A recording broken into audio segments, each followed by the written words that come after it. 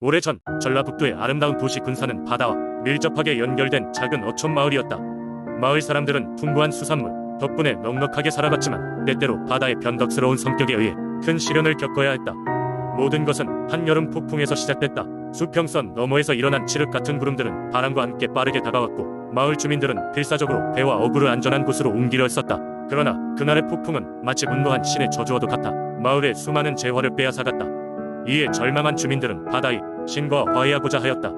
그들의 조상에게 서전에 내려온 전설에 따르면 바다 깊은 곳에는 해마왕이라는 수호신이 살고 있었다. 그는 바다 생명들의 왕이자 바다의 평화를 다스리는 자였다. 수호신인 해마왕에게 기도를 드리고 그의 축복을 받는다면 반드시 평화로운 바다를 선물 받을 수 있다고 했다. 마을의 원로들은 주민들과 함께 해마왕에게 기원을 하고자 해안가에 웅장한 제단을 쌓기 시작했다. 그들은 소박하면서도 정성스러운 음식들과 가장 값진 보물들을 제단에 바쳤다. 또한 가장 연로한 지혜자가 해마왕에 대한 이교적 제사를 주관하며 경건한 기도문을 낭독했다. 그렇게 한 달이 지나자 놀라운 일이 일어났다. 폭풍으로 무너졌던 해안가의 방파제와 어구들은 마치 마법처럼 푸른 생명으로 덮여 있었고 풍요로운 어획량은 그 전에 몇 배가 되었다. 마을 사람들은 진정으로 해마왕이 축복을 받았다고 믿었다. 그 후로도 군산의 주민들은 해마다 여름이 시작될 무렵 해마왕에게 감사의 제사를 올렸다. 그들은 신앙심 깊은 마음으로 바다 위수호신께 평화롭고 풍요로운 바다를 기원하며 이로 인해 인근 지역에서도 많은 사람들이 몰려와 제사를 함께 참여하곤 했다. 몇몇 사람들은 그들이 만든 벅찬 소리들 속에서 진정으로 해마왕의 존재를 느낄 수 있다고 믿었다.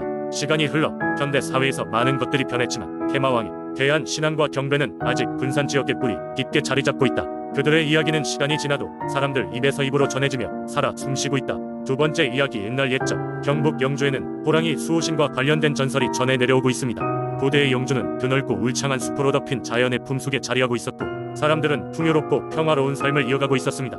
하지만 가끔씩 예상치 못한 재난이나 질병이 마을을 덮칠 때면 사람들은 그들이 믿는 신의 무서움을 두려워하곤 했습니다. 마을 한켠에는 뒷산이 있었는데 이곳은 주민들 사이에서 신성한 장소로 여겨졌습니다.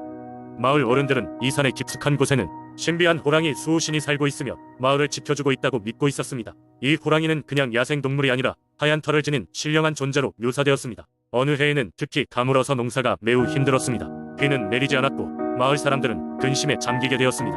이때 마을의 원로들은 특별한 의식을 거행하기로 결심했습니다. 이들은 산으로 올라가 호랑이 수호신에게 기도를 드리고 제물을 바치기로 하였습니다. 의식이 거행되던 날 마을 사람들은 모든 식구들이 아끼던 곡식을 모아 제물로 바쳤습니다. 그리고 하늘을 향해 비가 오기를 간절히 기도했습니다. 어떤 이들은 고대의 전통과 주문을 따라 노래를 부르며 마음을 집중했습니다. 시간이 흐르자 마침내 산속에서 이상한 바람이 불기 시작했습니다.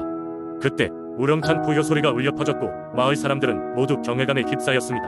신비롭게도 바람과 함께 구름이 모여들더니 하늘에서 비가 내리기 시작했습니다. 마을의 땅은 다시금 촉촉해졌고 곡식은 자라기 시작했습니다. 마을 사람들은 이것이 호랑이 수호신의 은혜로운 응답이라 믿으며 감사를 표했습니다. 그 해 이후로 영주의 사람들은 매년 같은 날 산으로 올라가 호랑이 수호신을 기리는 의식을 계속했습니다. 그들은 감사의 마음으로 직접 기른 식량들을 제물로 바치고 마을의 복지와 안전을 기원했습니다.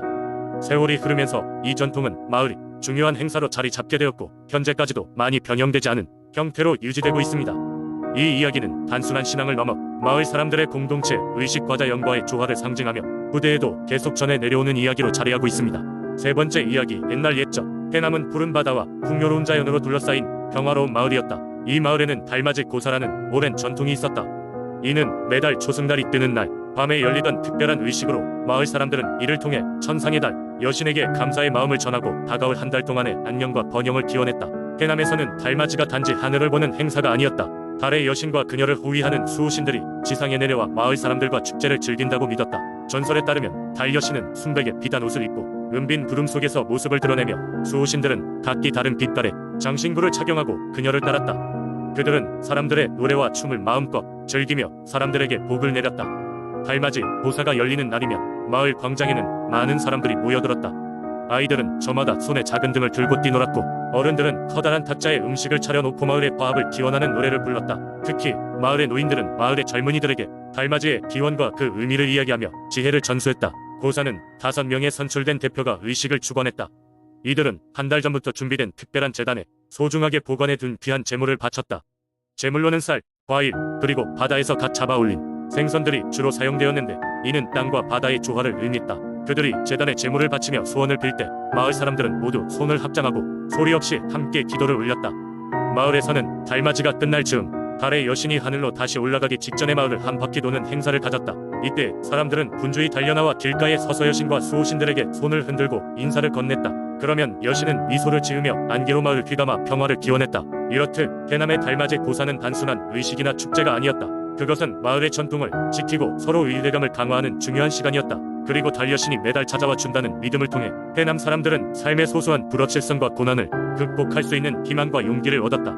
달맞이 고사는 오늘날에도 여전히 해남에서 소중한 문화유산으로 지켜지고 있으며 사람들은 이 전통을 지키기 위해 계속해서 노력하고 있다.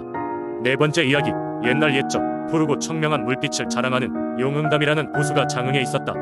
이 호수는 주변 마을 사람들에게 신성한 장소로 여겨졌고 사람들은 이곳에 신령스러운 힘이 깃들어 있다고 믿었다. 호수의 이름은 용흥담이라 했는데 그 이유는 형언할 수 없는 신비로운 사건 때문이었다. 전해 내려오는 이야기로는 어느 날 한 젊은 어부가 호수에서 그물로 물고기를 잡고 있었다. 그는 가족을 부양하기 위해 매일같이 호수에 나가지만 이날은 좀처럼 물고기가 잡히지 않아 무거운 마음으로 물살을 저었다. 그렇게 그물을 던져도 될 듯만 듯한 시간이 흐르던 중 갑자기 하늘이 어두워지며 호수에 물결이 격동하기 시작했다. 하늘을 가득 덮은 구름은 이상하게도 중앙에서 붉은 빛을 띠며 갈라졌다. 그리고 그곳에서 커다란 용 한 마리가 힘차게 모습을 드러냈다. 붉은 비늘이 번쩍이는 그 용은 하늘을 날아 호수 위로 웅장한 모습을 드러냈다. 마을 사람들은 그 장관을 목격하고 입을 다물 수 없었다. 젊은 어부는 겁에 질렸고 그 자리에서 엎드려 용에게 자비를 호소했다. 하지만 용은 어부에게 아무런 해를 끼치지 않았다. 오히려 일순간에 화려한 춤소리를 추며 하늘을 가로지르더니 다시 물속으로 사라졌다. 이 기이한 사건이 있은 후 놀랍게도 호수의 물은 이전보다 더 맑고 깨끗해졌으며 그것이 언제나 풍작의 징조가 되었다. 또한 잡히는 물고기의 크기가 커지고 맛이 더 좋아졌다고 한다. 마을의 어르신들은 이 사건을 두고 이 호수의 용의 신령이 깃들었다고 믿었다. 그 후로 용흥담은 장흥의 사람들에게 소중한 장소가 되었고 매년 마을 사람들은 용의은혜에 감사하는 제사를 지냈다. 마을의 젊은이들은 용흥담 근처에 담긴 이야기들을 배우며 자라났고 어부들은 언제나 용의 보호 아래 풍요로운 생활을 누릴 수 있기를 기원했다. 이 전설은 세대를 거쳐 전해 내려왔고 오늘날에도 여전히 장흥 사람들에게는 호수의 존재와 그 힘이 대단히 중요한 의미를 지닌다. 사람들은 용흥담에 가면 언제든지 용의 기운을 느낄 수 있다고 믿으며 자연과 조화롭게 살아가는 법을 깨우치게 된다. 용흥담의 전설은 장흥 민속, 신앙의 살아있는 상징이자 자연과 사람이 어떻게 공존할 수 있는지를 보여주는 훌륭한 본보기로 오늘날까지 남아있다. 다섯 번째 이야기, 옛날 옛적 지금의 구미 지역에는 다양한 민속, 신앙이 존재하던 시절이 있었습니다. 산과들이 어우러진 풍요로운 땅에서 사람들은 자연의 힘을 두려워하며 존중했습니다. 이곳에서 가장 유명한 민속신앙 행사는 울림굿이었는데 그것은 매년 가을 수어철에 신령 위축복을 기리기 위해 열리는 제사였습니다. 울림굿은 해가 저물기 시작할 때쯤 마을 사람들 모두가 나와있던 논밭을 정리하고 마을 중심으로 모이면서 시작되었습니다. 마을 중앙에는 큰 장작 더미가 쌓이고 그 주위에는 향초와 당근, 약주가 상위에 놓였습니다.